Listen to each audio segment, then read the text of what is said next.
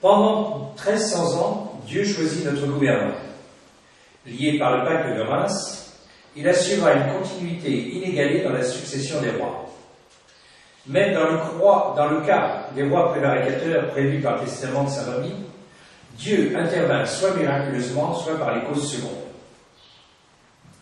La plus grande intervention divine eut lieu avec Sainte Jeanne d'Arc. C'est une grande leçon pour nous. Dieu, tenu par le pacte de Reims, se devait de sauver la France. Il le fit d'une manière divine, en formant une vierge consacrée, la Pucelle, pour devenir à 16 ans la chef des armées royales. Ni lieutenant, ni capitaine, directement chef suprême des armées royales. Elle a été formée, bien sûr, par le chef des armées célestes, Saint-Michel. Et en quelques mois, tout changea. La paix, l'ordre succédèrent aux années de guerre civile, aux famines, aux pillages, aux meurtres. Mais il s'était passé l'événement le plus important de toute l'histoire de France. C'était au lendemain de la bataille de Patay, où donc à cette bataille, 2000 Anglais sont restés morts sur le terrain, où 2 Français simplement ont été morts. 2 ou 5, suivant les chroniques. Bien. À une époque, on combat 1 pour 1. C'était donc un énorme miracle. Ou par une victoire qui fut une victoire encore plus éclatante qu'Orléans. Jeanne osa demander donc le royaume de France. Ça s'est passé le samedi, la bataille de Patay. Le dimanche, elle était à Orléans. Elle revient le mardi, donc à quelques kilomètres d'Orléans, et rencontre Charles, qui est arrivé donc il se rencontre à Saint-Benoît-sur-Loire, il est arrivé de là où il y a le grand château des Tribouilles. Pardon, à Sully-sur-Loire. Voilà. Bien. Et là, devant Charles, tout auréolé de la victoire, elle demande à Charles, donc je vais vous raconter dans le détail après, là, donc, elle demande le royaume de France. Bien. Jeanne dit à Charles, Sire, me promettez-vous de me donner ce que je vous demanderai? Il faut que j'explique quand même. Avant, dès la première rencontre de Charles avec Jeanne, le 7 mars à Chinon, Jeanne demande à Charles 3 choses. Bon, elle dit d'abord, donc, il est le fils de son père. Et pour prouver qu'elle vient de Dieu, elle lui dit, tu as fait le 1er novembre précédent une prière à Dieu dans le fond de ton cœur, il n'y a que Dieu donc qui pouvait le savoir, et voilà ce que tu as demandé. Et donc, le roi savait qu'elle venait du ciel. Alors, il lui demande 3 choses. Il lui dit d'abord, donc, tu es bien le fils de ton père. À l'époque, donc, où tout le monde, Charles VI n'y croyait pas, la mère de Charles VII, bien sûr, Isabeau de Bavière, qui avait des amants, n'y croyait pas du tout. Et même Charles VI, dans le traité de Troyes, avait parlé du pseudo-dauphin en parlant de Charles VII, le futur Charles VII. Bien. Bon, ça veut dire que tout le monde, pratiquement, Charles VII, donc, avait absolument pas de troupes, il n'y avait rien autour de lui. Charles VI avait un peu de monde, les Anglais en avaient, les Bourguignons en avaient, tout le monde se verrait, mais Charles VII, tout le monde s'en moquait comme tout. Et Jeanne va lui dire, tu es le fils de ton Dieu. Et tu dois aller te faire sacrer à Reims. Tout de suite, c'est ce qu'elle lui dit. Il faut aller, tu as droit au sac, il faut aller te faire sacrer. Pourquoi? Parce que tu seras protégé, et la France entière saura que tu es le fils de ton père par le miracle des étoiles le lendemain. Et alors il demande 3 choses après. De pardonner à ses ennemis. Il n'y a que dans le monde catholique qu'on pardonne à nos ennemis. Ça n'existe que dans la civilisation chrétienne. Dans aucune autre civilisation, ça n'existe. Deuxièmement, de recevoir tous les gens de son royaume. Ça, c'est fait pour répondre à Azincourt, où à Azincourt, la noblesse s'était moquée donc de toutes les petites gens, ce que ne fera pas Jeanne à Orléans, où là, accompagné donc de gens, prenez-moi qu'un bûcheron avec une hache grande comme ça vaut un chevalier. Bon, un charcutier avec un couteau long comme ça vaut un chevalier. Hein? Et donc Jeanne saura se faire accompagner, et Azincourt, au contraire, elle a toute la noblesse française a été détruite. Et les Anglais ont dit, ce n'est pas nous qui combattions, c'était Dieu qui combattait contre les Français.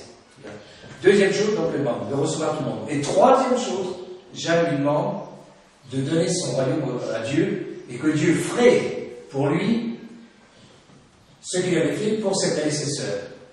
Charles accepte les 2 premières choses, et ne dit rien pour la 3e.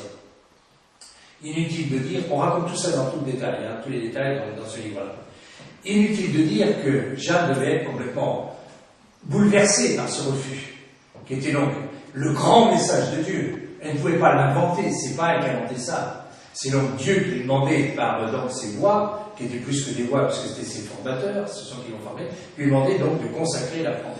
Et alors, au lendemain de pâté, intelligente, elle se dit, c'est le moment, je vais redemander. Et là, elle présente différemment. J'invite à Charles, sire, me promettez-vous de me donner ce que je vous demanderai?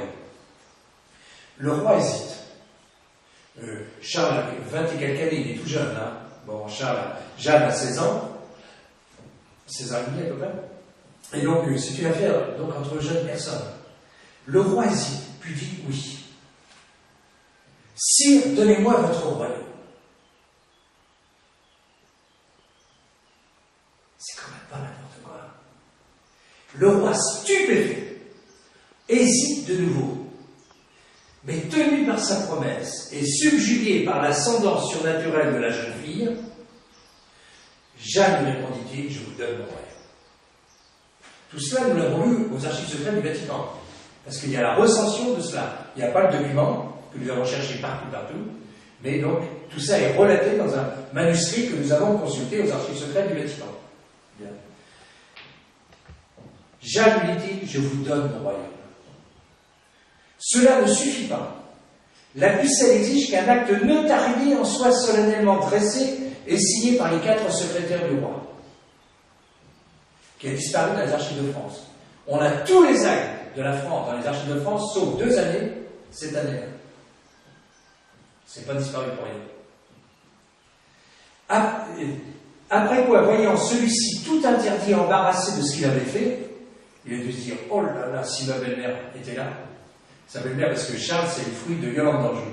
Yolande d'Anjou, c'est une femme extraordinaire. Bon, c'est une espagnole. Bon, c'est une femme absolument extraordinaire. C'est la femme du siècle, du XVe siècle. Le voyant complètement interdit, embarrassé de ce qu'il avait, voici le plus pauvre chevalier de France, il n'a plus rien. Il n'est plus rien. C'est une parole royale qui engage complètement. Puis aussitôt après, très grave, elle est reine de France. Elle parle en reine. Et s'adressant au secrétaire, écrivez, dit-elle, Jeanne donne le royaume à Jésus-Christ. Il y a bien sûr un silence extraordinaire dans toute l'assemblée, devant cette triple donation. Et bientôt après, Jésus rend le royaume à Charles. C'est une grande leçon d'histoire. C'est l'événement le plus important de toute l'histoire de France. Bien, donc, Jésus est roi de France. Et c'est lui qui choisit le roi. Et que ça nous sert de leçon, définitivement, pour l'avenir. Bien. Et donc, Jeanne a été reine de France très peu de temps. Elle a fait un seul acte. C'est absolument extraordinaire. Cet événement a pris le nom évocateur de la triple donation, donation à Jeanne, de Jeanne à Jésus-Christ et de Jésus-Christ à Charles. Laissons au Père Hérode la conclusion entière. Si Charles VII et ses successeurs avaient compris, ils auraient fait enchâsser le merveilleux parchemin dans l'or et dans la soie. Ils l'auraient entouré de pierres précieuses, car ils n'avaient pas dans leur trésor diamants comparables. Ils l'auraient relu et médité tous les jours. Non seulement il serait aujourd'hui sur le trône, mais l'univers serait dans les bras de Jésus-Christ, et ce serait la France qui l'y aurait placé. Bon, nous avons cherché ce document partout. Ce document, nous sommes absolument sûrs qu'il existe, parce que quelqu'un nous a écrit, nous donnons rendez-vous pour le donner, et dans la lettre qu'il a écrite, il y a une chose, il a écrit que lui seul, et moi et mon épouse savent.